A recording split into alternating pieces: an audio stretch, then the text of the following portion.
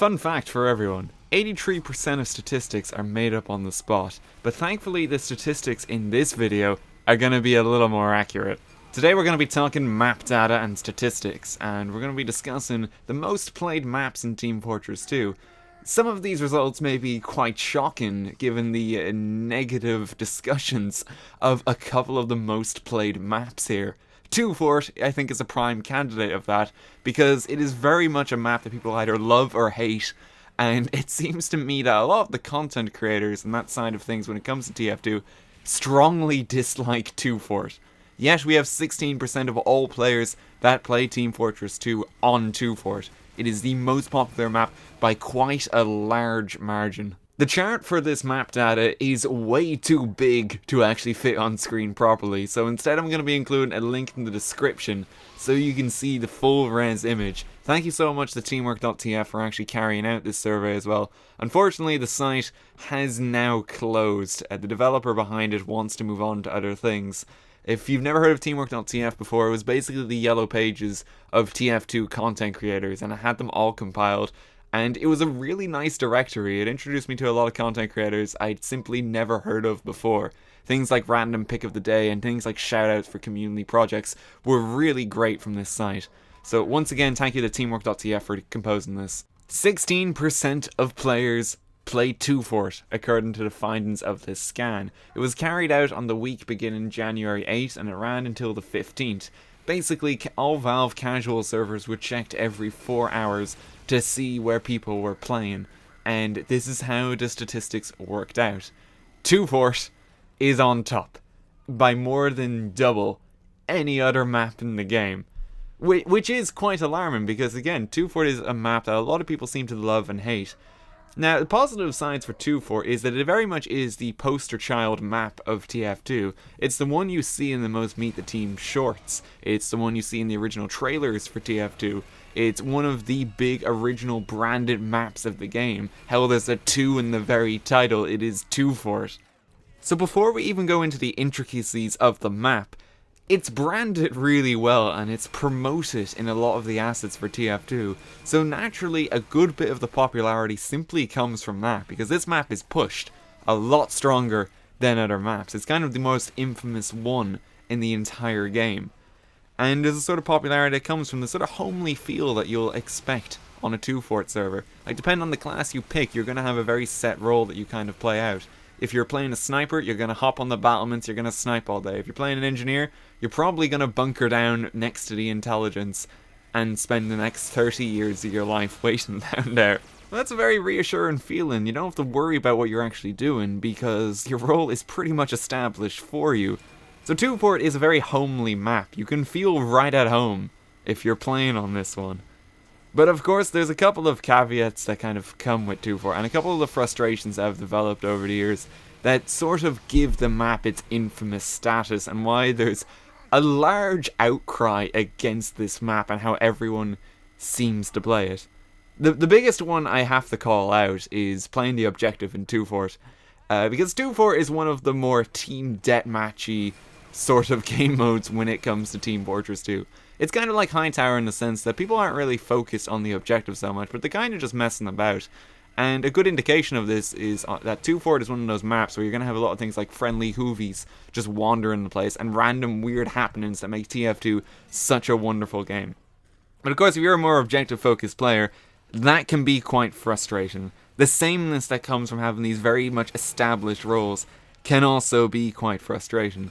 One of the things that gets me in 2 Fort in particular is the lack of health packs actually about the map. You might notice I'm playing heavy in this, and pretty much every time I'm injured, I just have to wait for my sandwich to recharge. There's one clip where I'm actually next to a half health pack down by the waterworks, but I want full health before I engage the enemy because it's such a long trip to actually go back.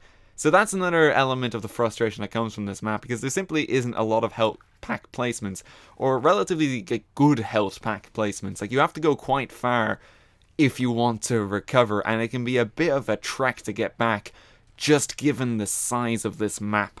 But love it or hate it, it's the most popular map of the game by far, and it's very much here to stay.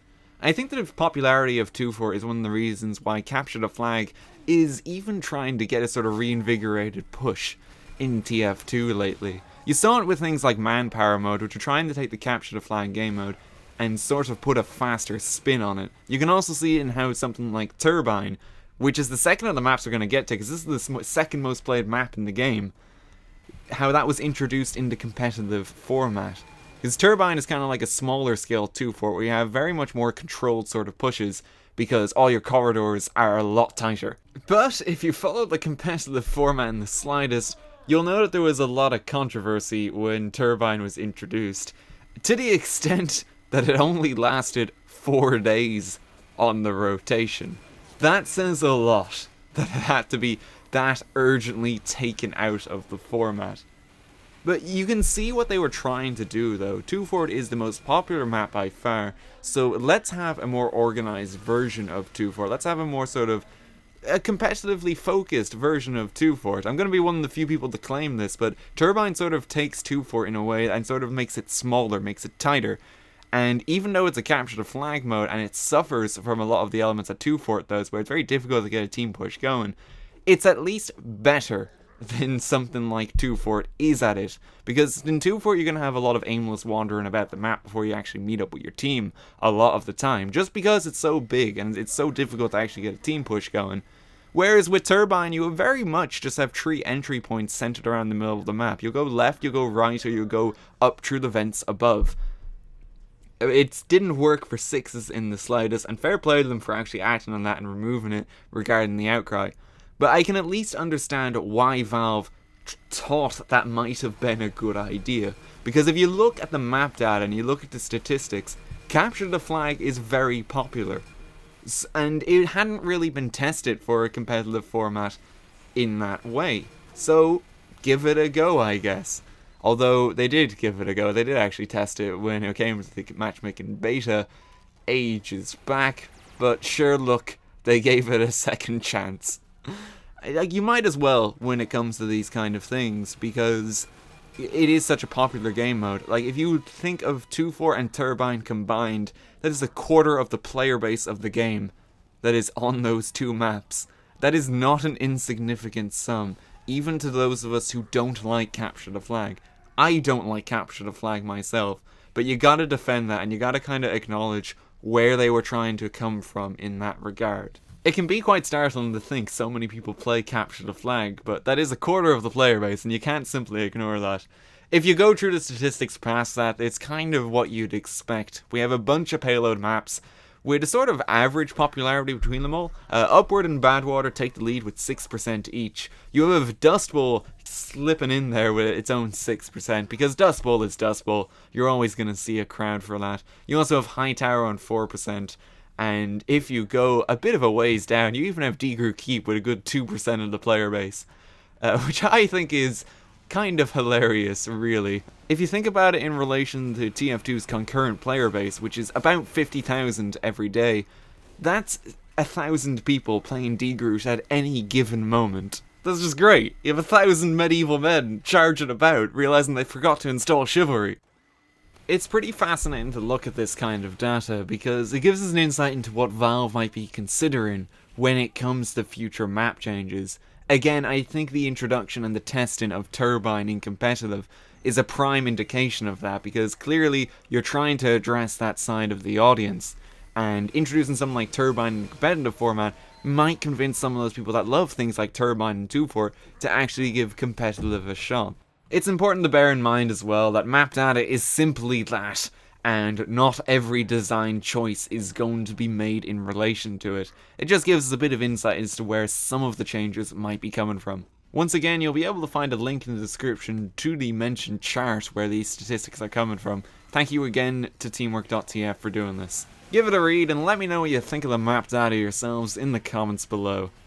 And my god, that's going to be it for me. I'm actually alive for once. College has been a nightmare as always, but I'm gonna get there. I want to be back regular and making a bunch of videos. I have so many ideas. Thank you so much to Joe for the piece of music you're about to hear. That's utterly phenomenal. Please do check out his channel. You will see links to it. Thanks for watching, guys. I'll see you with something new soon.